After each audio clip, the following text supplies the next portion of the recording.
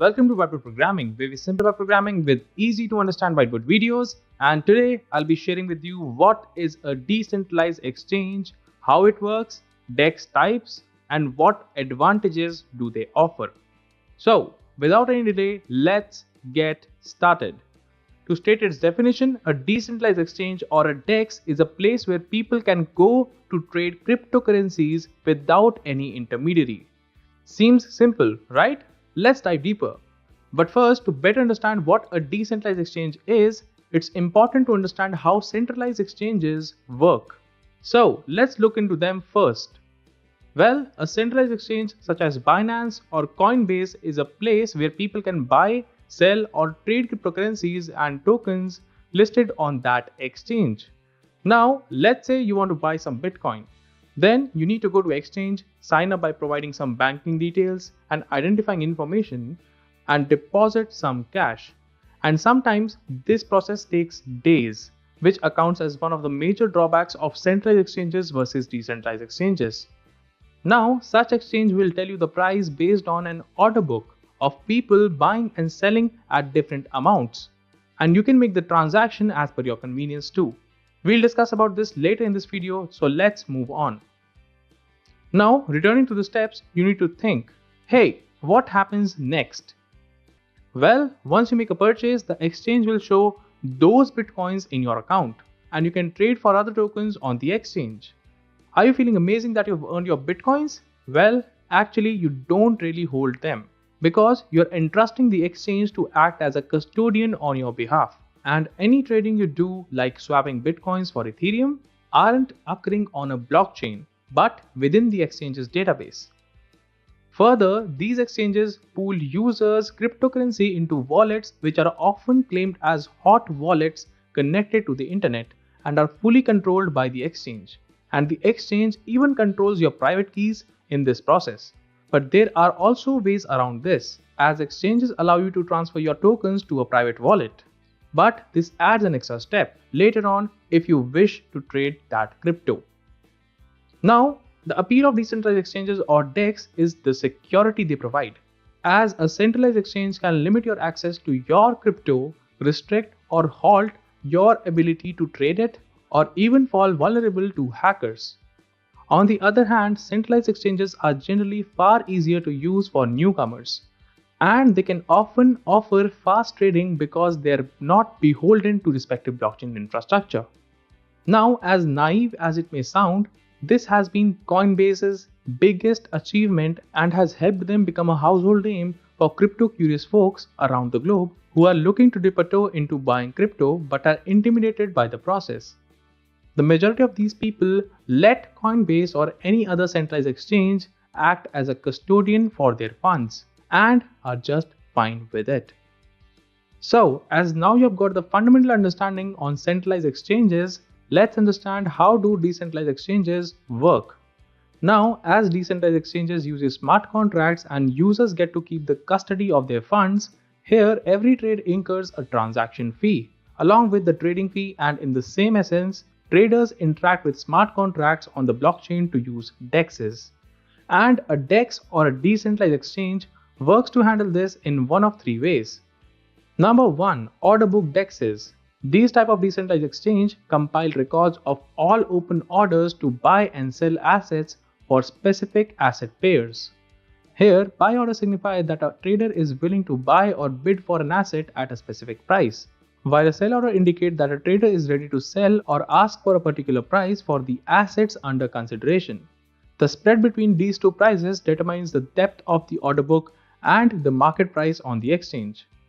In their initial days, the order book decentralized exchanges were typically slow, offered limited liquidity, and typically required traders to deposit their tokens to a smart contract controlled address to ensure orders could be automatically executed, which many would argue made them partially centralized.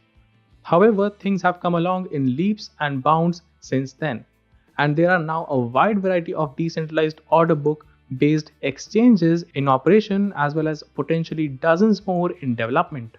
Many of these are now able to settle trades in a non-custodial and trustless manner. Some of the most popular order book based DEXs for popular platforms include the following: Lastly, order book DEXs have two types, on-chain order books and off-chain order books, which I'll explain in the future uploads, so be sure to hit that subscribe button to be notified. Number 2. Automated Market Maker or AMM. Today, the vast majority of popular DEXs fall into the category of Automated Market Maker or AMM.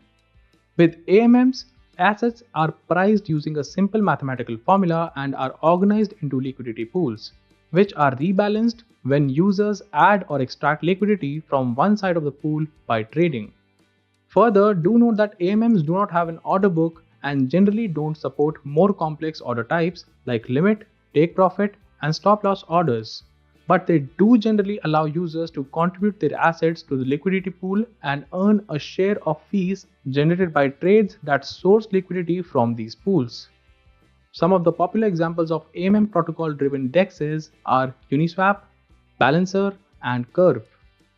Also, here the exchanges are often ranked according to the amount of funds that are locked in their smart contracts called as Total Value Locked or TVL, as the AMM model has a downside when there is not enough liquidity in the pool. This is what we call as slippage problem, and it occurs when a lack of liquidity on the platform results in buyer paying above the market price on their order. Further, investors are also exposed to problems like impermanent loss, and I've explained this in detail in this video. Link for the same is given in the description, so feel free to check it out. Next, number 3. DEX aggregators. Now, these use several protocols and mechanisms to solve the problem associated with the liquidity of the network.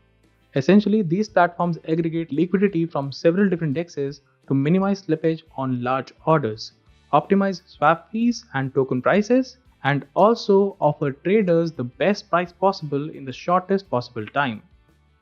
Further, just so you know, protecting users from the pricing effect and decreasing the likelihood of failed transactions are two other significant goals of DEX aggregators.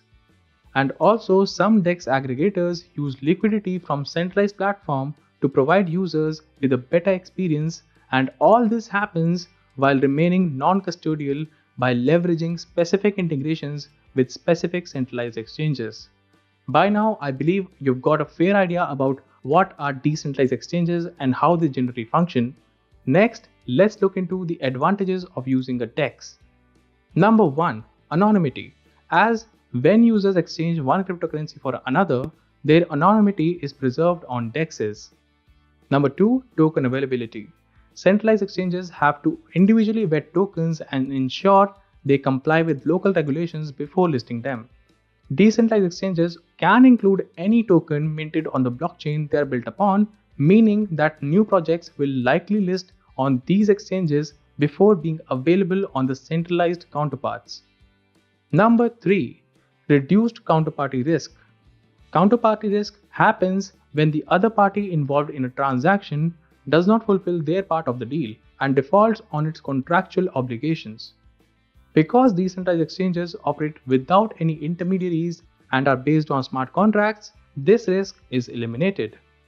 Number 4. Reduced security risk.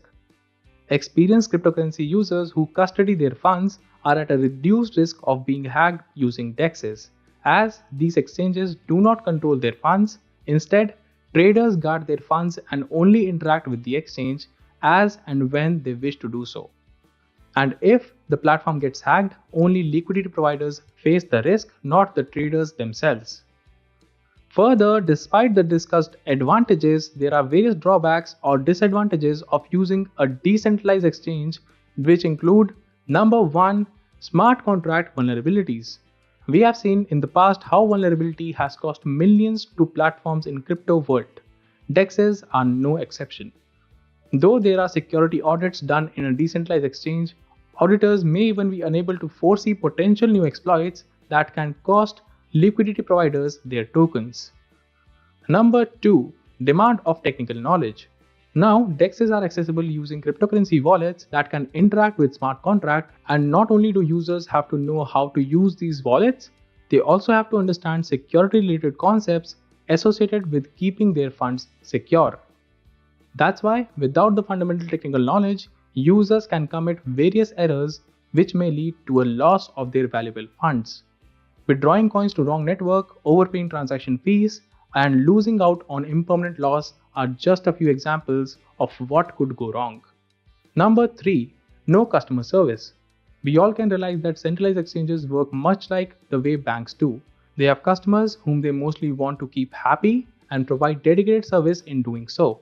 But in a truly decentralized exchange, there is no such actor on the other end. The developers who created the protocol don't have the same relationship with the users the way a centralized exchange like Coinbase does.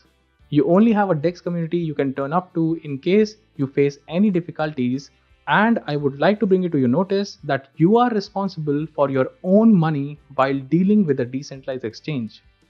Number 4. Unvetted token listings. So anyone can list a new token on a decentralized exchange and provide liquidity by pairing it with other coins. This can leave investors vulnerable to scams such as rug pulls that make them believe that they are buying a different token. Scary, right? Now, to solve this, some decentralized exchanges ask users to verify the smart contract of the tokens they are looking to buy. And while this solution works for an experienced user, it circles back to specific technical problem for others. Lastly, I'd like to say that decentralized exchanges keep evolving and try to embrace blockchain's ethos of trustlessness and privacy. And while some people find it reassuring from a security perspective that their token remain in their possession until they trade them, some find it troublesome as the level of responsibility is intimidating and the risks are concerning. With that, I hope this video was helpful and served value. If you love my content, feel free to smash that like button, and if you haven't already subscribed to my channel, please do, as it keeps me motivated and helps me create more content like this for you.